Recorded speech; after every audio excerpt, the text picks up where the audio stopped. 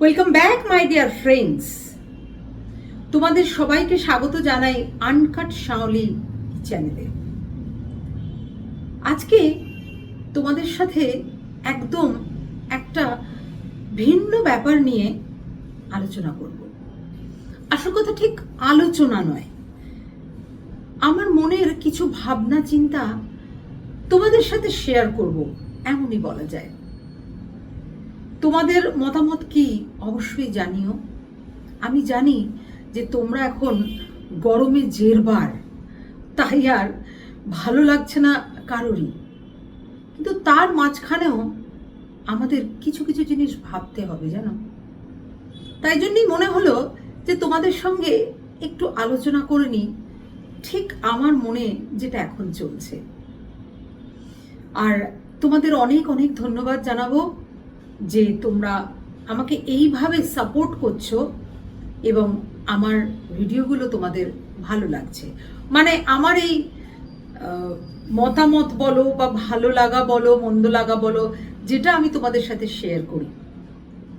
তবে হ্যাঁ, তোমাদের যদি ভালো লাগে এগুলো, তাহলে কিন্তু তোমরা এগুলো বন্ধুদের সঙ্গে একটু শেয়ারও করতে পারো। আর রেগুলার আপডেট যদি তোমরা পেতে চাও, তাহলে কিন্তু আমার চ্যানেলটা সাবস্ক্রাইব করতে হবে। সাবস্ক্রাইব না করলে না তোমরা জানতে পারবে না যে আমার কি কি ভিডিও কখন আসতে চলেছে। কারণ খুব শিগগিরই শুরু হচ্ছে মনের কথার সিজন 2। এবারে মনের কথা থাকছে একদম ভিন্ন স্বাদের। আমার বিভিন্ন রকম মনের কাছাকাছি মানুষ যারা বিভিন্ন রকম প্রফেশনে জড়িত রয়েছে, তাদের এবারে আমি আমার আড্ডাখানায় পেয়েছি অতিথি হিসেবে, আর তাদের সাথে চুটি আড্ডা মেরেছি। তো তোমরা যদি রেগুলার আপডেট পেতে চাও, তাহলে কিন্তু চ্যানেলটা সাবস্ক্রাইব করে দিও। আর ভালো লাগলে অবশ্যই ভাবে কমেন্টস করো, লাইক করো এবং শেয়ার করো। কমেন্টস তো অলওয়েজ করবে, ভালো লাগছে বা মন্দ লাগছে বা আর কি তোমরা শুনতে চাও বা তোমাদের মতামত, এটা আমার জানা ভীষণভাবে দরকার। ঠিক আছে, চলো আজকের ভাবনা তাতে একটু প্রবেশ করি আমরা।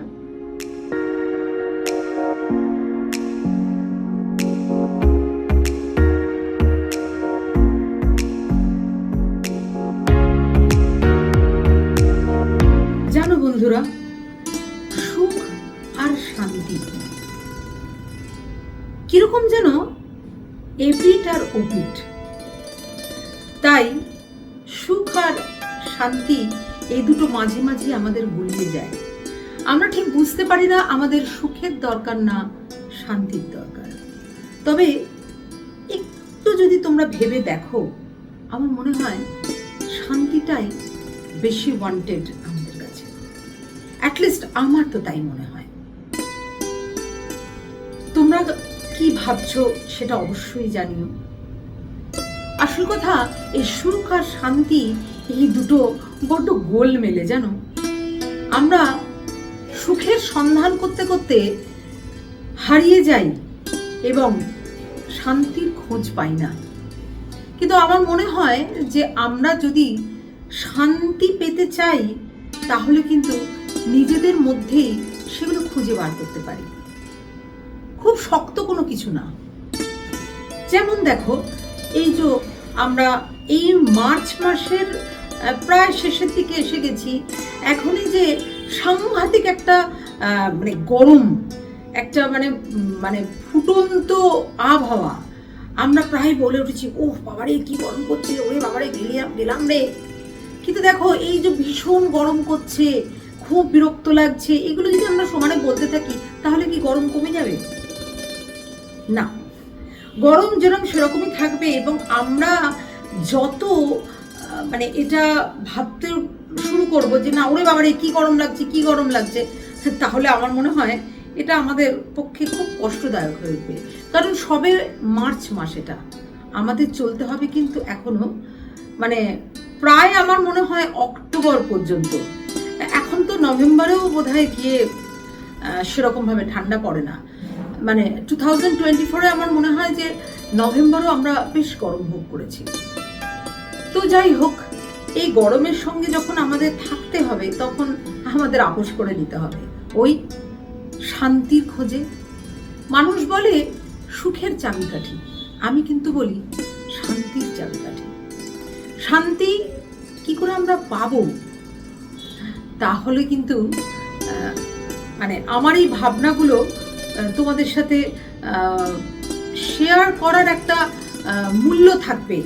মানে আমার এই ভাবনাগুলো যদি তোমাদের কোনো কাজে লাগে বা তোমরাও যদি এরকম ভাবে ভাবো তাহলে তো অবশ্যই জানিও।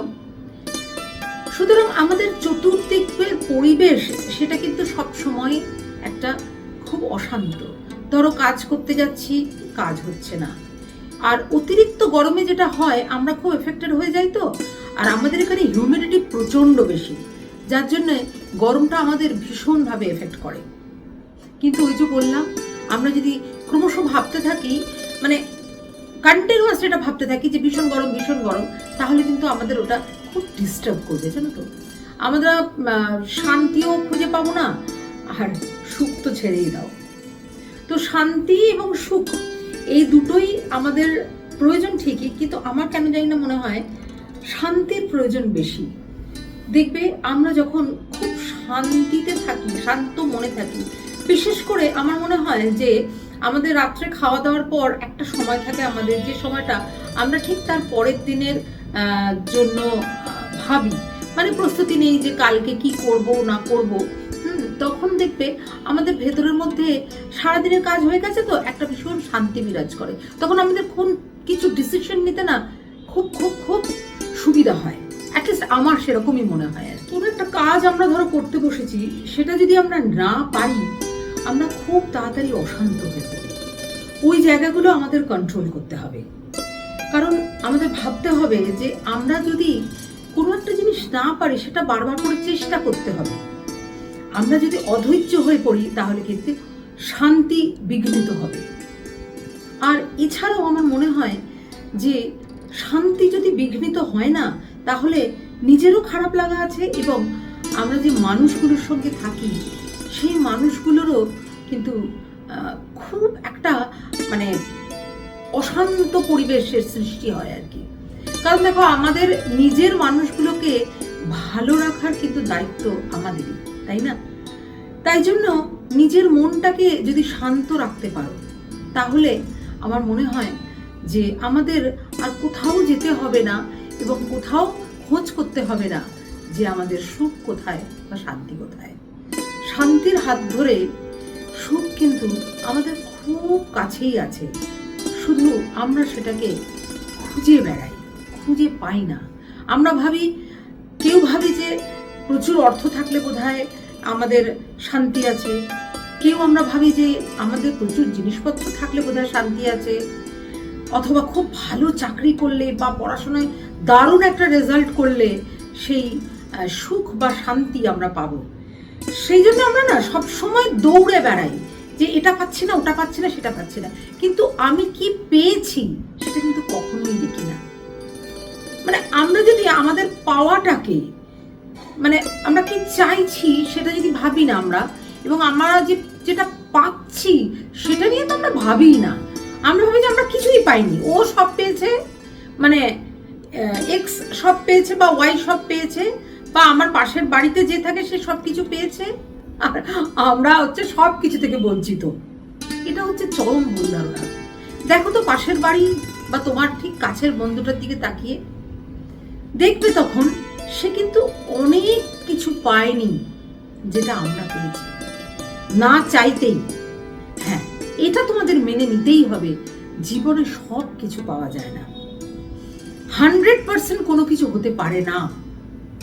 সেই ভাবনাটা আমাদের মনের মধ্যে যদি একটুখানি আমাদের বোধোদয় হয় যে না, পরিপূর্ণভাবে সবকিছু পাওয়া সম্ভব নয়, যতটুকু পেয়েছি ততটুকু নিয়েই আমরা রিলিশ করি, তখনই দেখবে আমাদের ভালো লাগাগুলো আমাদের কাছে ফিরে আসবে, আমাদের শান্তি ফিরে আসবে।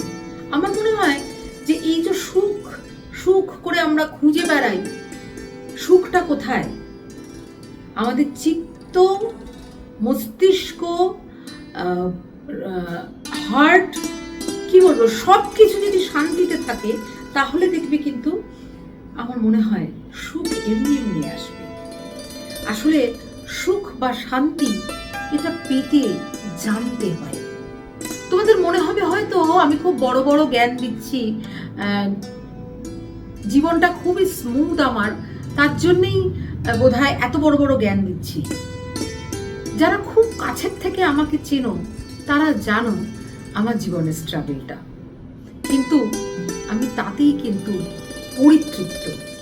আমি যা পেয়েছি আমার মনে হয় যা চেয়েছি তার থেকে অনেক অনেক অনেক বেশি। সুতরাং আমার কোনো কমপ্লেন নেই কারোর কাছে, আমার কোনো অভিযোগ নেই। এই পৃথিবীর কাছে আমি কৃতজ্ঞ যে আমি এত পেয়েছি। মানুষ কিন্তু চাইলেই পায় না, আমি কিন্তু না চাইতেই অনেক কিছু পেয়েছি। কেবল কি জানো, আমাদের মনের দৃষ্টিভঙ্গিটা একটু চেঞ্জ করতে হবে। এই যে হাহাকার, ওরে বাবা কিছুই নেই কিছুই নেই কিছুই পাইনি, সেইটার থেকে আমার মনে হয় একটু সরে এসে যদি আমরা ভাবি যে না আমি তো এটা চাইনি তারপরেও আমি এটা পেয়েছি, তোমরা হিসেব করে দেখো আমরা অনেক বেশি পেয়েছি। আমরা তো সবসময় না পাওয়ার হিসেবটা করি, তার বদলে আমার মনে হয় যে কি পেয়েছি তার হিসেব করি, নিজেকে একটু অ্যাপ্রিসিয়েট করি, নিজেকে কখনো কখনো ট্রিট দিই আমরা যে আমি এটা করতে পেরেছি, আমার এই কাজটা সফলভাবে হয়েছে, সো আমি একটি ট্রিট পেতে পারি নিজের কাছে। তাহলে দেখো কি ভীষণ ভালো লাগায় ভরে উঠবে তোমাদের দিনগুলো।